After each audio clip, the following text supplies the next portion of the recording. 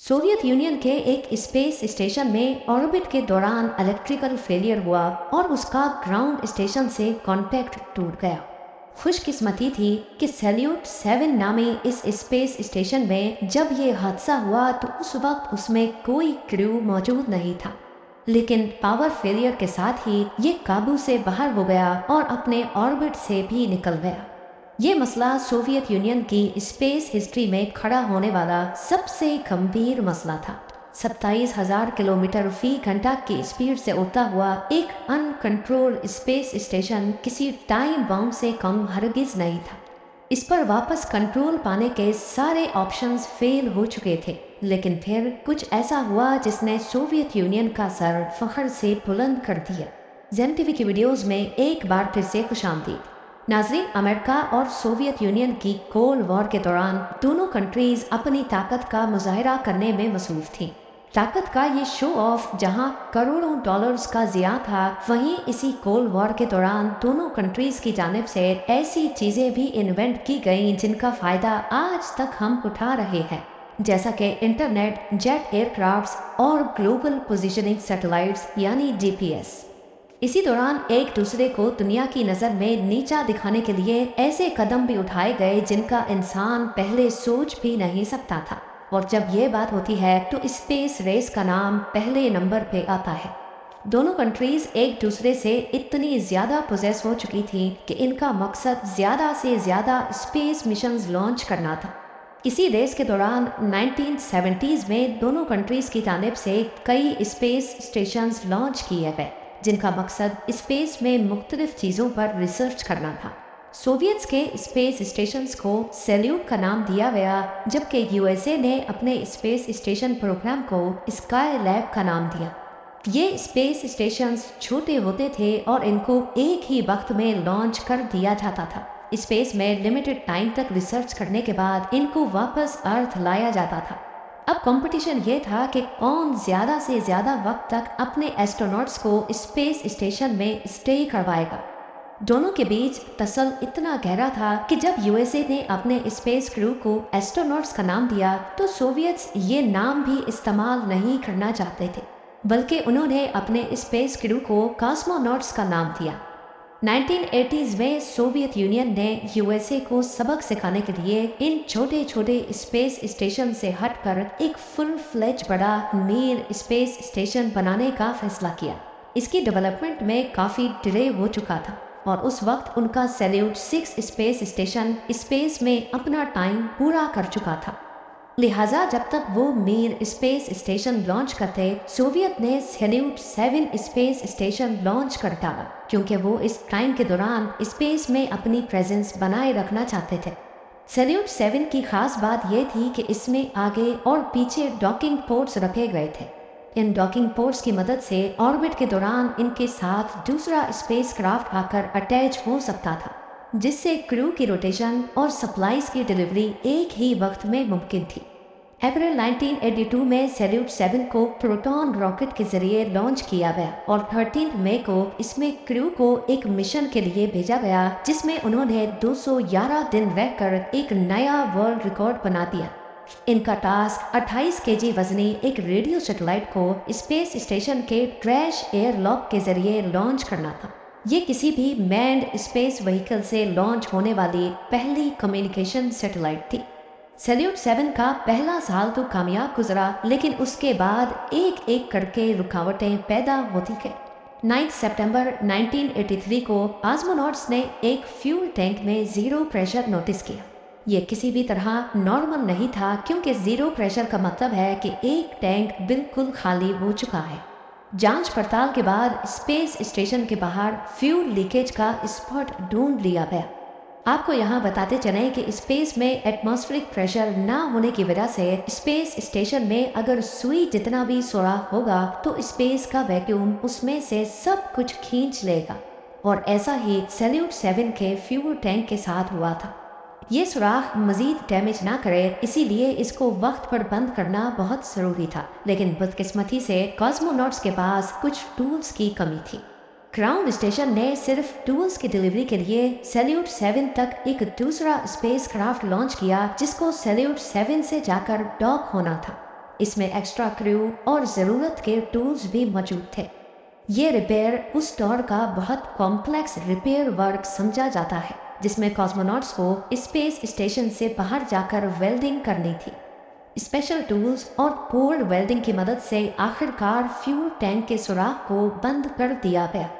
Salute 7 की ये repair बहुत इम्प्रेसिव तो थी, लेकिन आने वाली मुश्किल इनके सुख के सांस को मुसीबत में बदलने वाली थी। 1984 में सैल्यूट 7 के कॉस्मोनॉट्स स्पेस स्टेशन को ऑटो पायलट मोड पर रखकर सोयूज स्पेस क्राफ्ट के जरिए वापस अर्थ आ गए। अब स्पेस स्टेशन की मॉनिटरिंग सोवियत ग्राउंड टीम की जिम्मेदारी थी, जो कि ये काम रिमोटली कर रही थी।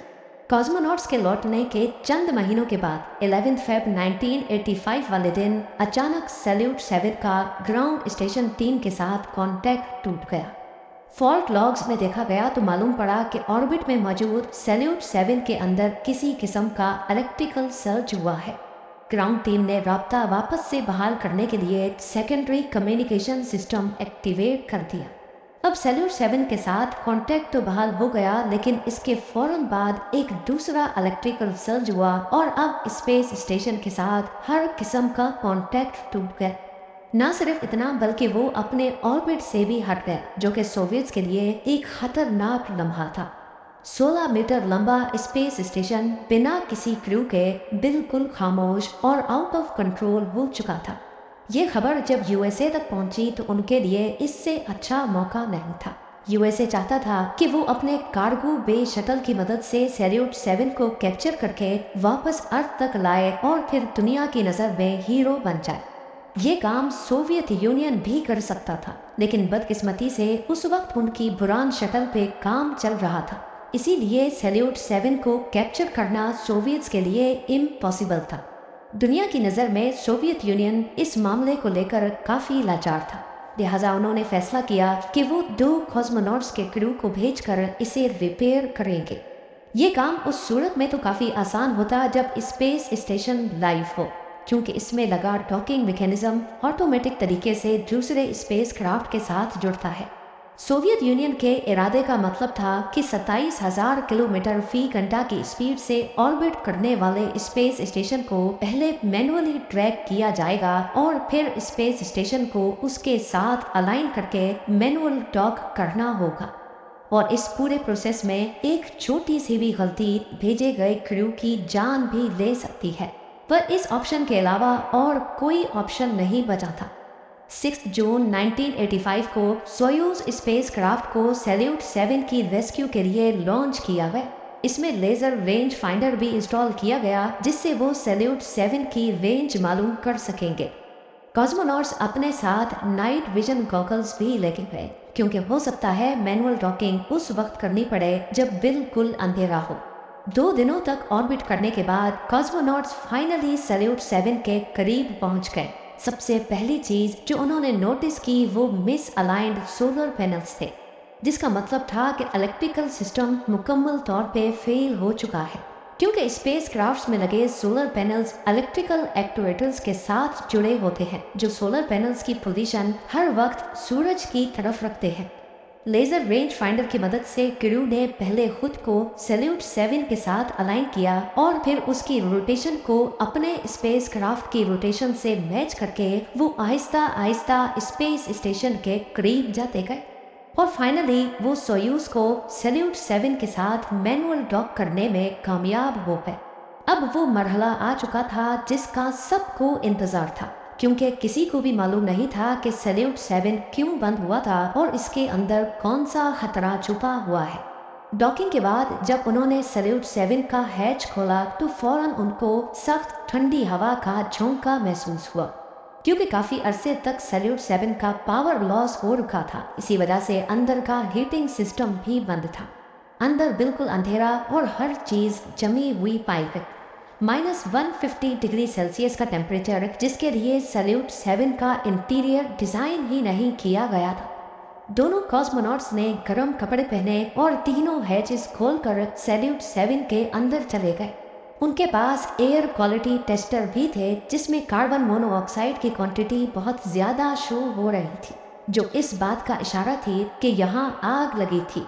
दोनों कॉस्मोनॉट्स को सांस लेने में भी दुश्वारी हो रही थी क्योंकि सैल्यूट 7 का सर्कुलेशन सिस्टम काम नहीं कर रहा था।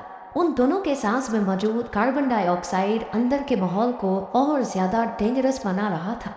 इसीलिए उन्होंने फैसला किया कि एक वक्त में सिर्फ एक कॉस्मोनॉट ही सैल्यूट 7 के अंदर रहेगा। दोनों क्रू के लिए सप्लाईज का भी बहुत बड़ा इशू था। इनके पास सिर्फ 8 दिनों का खाना पानी था। अगर वो थोड़ा थोड़ा भी इस्तेमाल करेंगे तो खींच खींच के उनके पास सिर्फ 12 दिनों की सप्लाईज थी। लेकिन सैल्यूट 7 में क्या मसला था ये जानने और उसको रिपेयर करने में 12 दिन से भी ज़्यादा वक्त लग सकता था। खैर, जब इलेक्ट्रिकल सिस्टम में ट्रबल शूटिंग शुरू की गई तो मालूम पड़ा कि सिर्फ एक अकेले सेंसर के खराब होने की वजह से पूरा स्पेस स्टेशन बंद हुआ है। ये सेंसर बैटरीज में लगता है जो इनको ओवर चार्जिंग से बचाता है।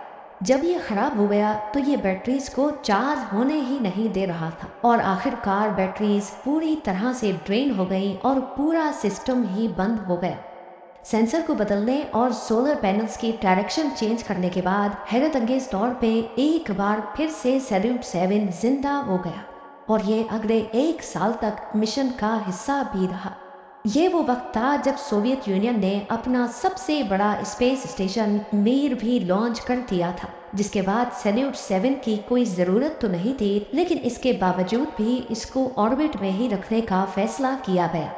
मीर के क्रू ने स्पेस क्राफ्ट के जरिए सैल्यूट 7 तक भी ट्रेवल किया और स्टेशन टू स्टेशन ट्रांसफर करके एक नया वर्ल्ड रिकॉर्ड भी बना दिया। सोवियट्स सैल्यूट 7 को मजीद स्पेस में रखना चाहते थे। इसके लिए उसको 475 किलोमीटर के हायर ऑर्बिट में भेज दिया गया। लेकिन 1991 में सोवियत यूनियन के कोलैप्स के बाद फंडिंग इश्यूज और दूसरे मसाइल की वजह से सैल्यूट 7 से ध्यान हट गया और वो अपना ऑर्बिट कम करता करता एक दिन अर्थ के एटमॉस्फेयर में अनकंट्रोल्ड री एंट्री कर बैठा और साउथ अमेरिका के ऊपर टुकड़ों टुकड़ों में बिखर गए। इस तरह सोवियत यूनियन के आखिरी सैल्यूट स्पेस स्टेशन का दी एंड हो गया। उम्मीद है जेम टीवी की ये वीडियो भी आप लोग भरपूर लाइक और शेयर करेंगे। आप लोगों के प्यार भरे कमेंट्स का बेहद शुक्रिया। मिलते हैं अगली शानदार वीडियो में।